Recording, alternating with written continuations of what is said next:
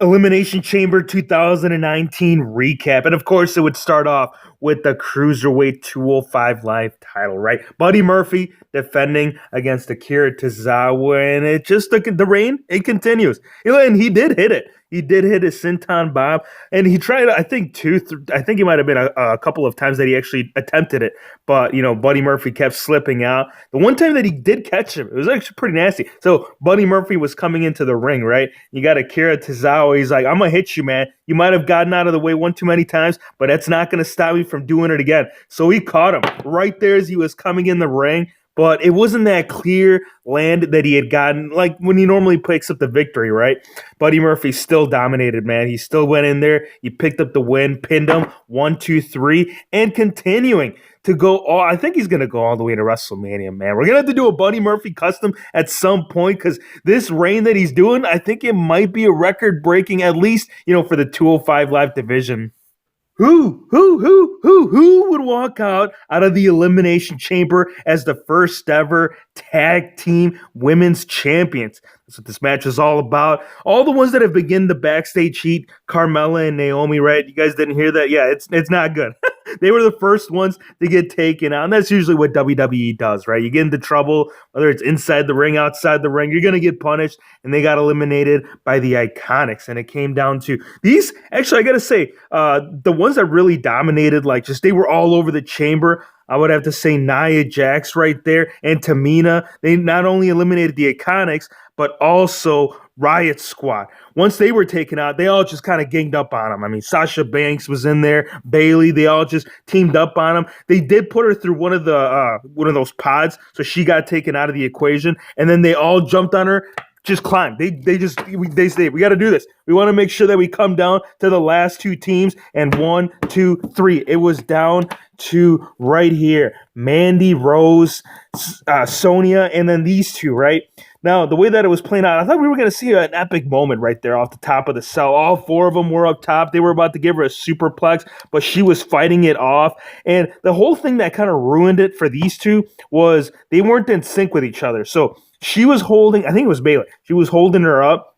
And as Sonya Deville was coming up, she moved out of the way at the perfect time, and she got her own partner with it, which kind of put Sasha Banks in the right situation. And this Banks statement, look, her Banks statement submission, it's pretty, yeah, it's savage, man. But the way that she had it, she had a whole leg up in there, dude. It just looked bad. The first tag team champions right here, Bayley and Sasha Banks, and the little, quick promo that they did afterwards, man, it kind of almost had me crying, man. They just kind of talked about all what they've done to get to this position. So rightfully so. These two, out of any of them in this chamber, I feel like these two truly deserved it. That moment you realize that hitting your finisher doesn't mean that the match is over. Shane McMahon again, dude. Like, this guy, I know I say this when I talk about this Shane-O dude, this character, this son of Vince McMahon. You would never think, if you ever saw this guy walking down the street, like, there's no way that guy could be the son of the owner, right? Usually most rich boys are, what are they doing? I'm kidding. I'm kidding. Don't listen to me. But I got to say, again, another impressive performance by Shane McMahon. And when I was saying, back to that whole thing, when you hit a finisher, don't think that you got the match sealed, set, and done.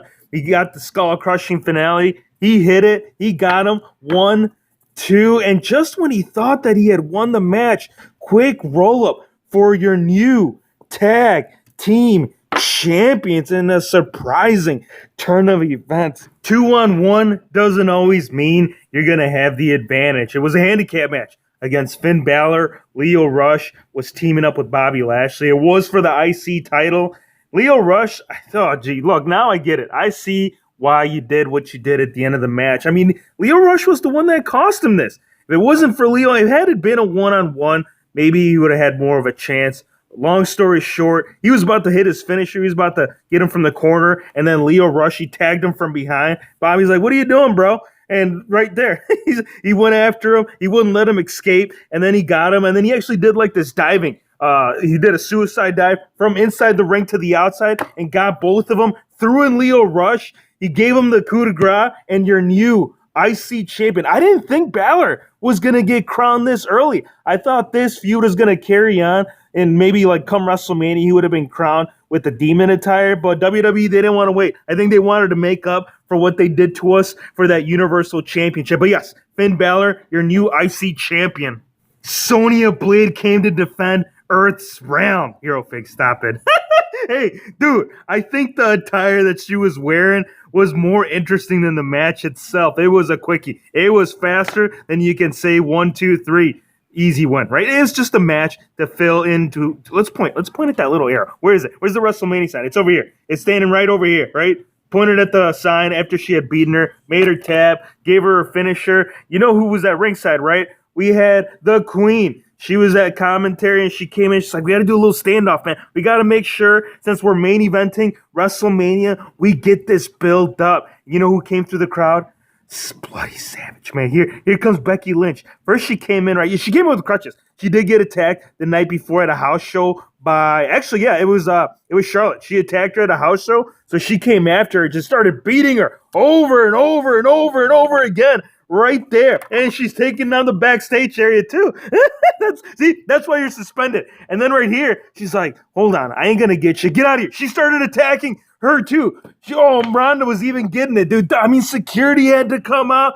You know, I'm telling you, if it doesn't turn into a triple threat match, I don't know what to tell you. This main event, man, that's building up to be at WrestleMania, it is shaping up to be a good one. It's not confirmed. Nothing's official. But you know we're going to get a triple threat match with the man right here, the Queen, Charlotte, and Ronda Rousey. We got to take it into the ring for this one. And another one. It's not a singles match. It's not a one-on-one match, but a handicap match. I mean, by rule, right, you can do anything. When it comes to a hardcore match, you know, street fight, whatever you want to call it, dude, you can bring all your friends, all your buddies. And that's what Baron Corbin did. He had called out Drew McIntyre first came out. And then it was Bobby Lashley. And we got a Shield reunion. No, not Seth Rollins, Dean Ambrose, and Roman Reigns, but these three Shield knockoffs at its finest. And if you are wondering what exactly is going on back here, I'm about to tell you, right? They got both of the steel steps, both of them from the corner. They took off the top piece. They both climbed up. And Corbin, he says, do it, you guys. Let's do it. So Corbin, right, triple powerbomb style. They both helped them up. And they drove the monster among men, not through one, but through two tables. 1, 2, 3, standing tall, strong. What does this mean? Is this like, look, I know it's been a faction in the making these last couple of months, but this kind of confirms it. I think Bobby Lashley, a good part of his anger was the fact that he lost the IC title. Drew McIntyre, I think they're trying to figure out because he was getting that push. But this faction right here, that's what I'm seeing. I'm kind of shocked that they didn't bring the fists at the end. But yes, Constable picked up the win over the monster among men. Hard-fought battle by every single participant in this chamber. Joe was the first one. He got phenomenal forearm. Joe was the first one that had been taken out. Jeff Hardy, he went for the Swanton Bomb. You know we were going to see a great moment from Jeff, and he did. He went on top of the pod, gave AJ Styles the Swanton Bomb, but guess who was there? Daniel Bryan, right there, he got him. Jeff Hardy was the next one. These last four right here, this is what it all came down to. Kofi Kingston took Randy Orton out. Go figure, right? Isn't that crazy? Kofi Kingston. Well, I'll get into that in just a sec. But Kofi Kingston, man, just wow.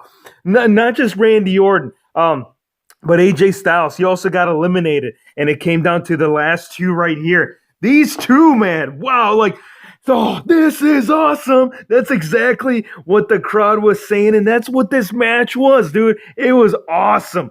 All of them, dude. Wow. And look, Kofi, he came close a lot. He got a Trouble in Paradise in there. He got an SOS. They were on top of the pot up there. They were fighting, right? What was going to happen? Kofi Kingston, he kicked him. He kicked him off the top of the pot, and he went for it. Only problem is that when he came down, he moved out. Daniel Bryan was right there to counter, and bam, 1, 2, 3. All three members of the New Day did come at the end. They came and they said, dude, You did it. You might have not won this, but you proved to the WWE Universe that the New Day stands for a lot more than just the tag team division. That was impressive. 11 years of Kofi Kingston goes to show you the time that these guys do.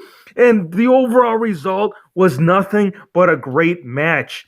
Give me your thoughts, you guys. Let me know what you guys thought of the pay-per-view. I'm going to rank it a solid, dude, a Hero Fix rating of almost a 10. I enjoyed a lot of the matches, especially right here, the Elimination Chamber match. Hope you guys enjoyed the video. Be sure to hit the subscribe button if you're new to the channel, and we'll see you on the next one.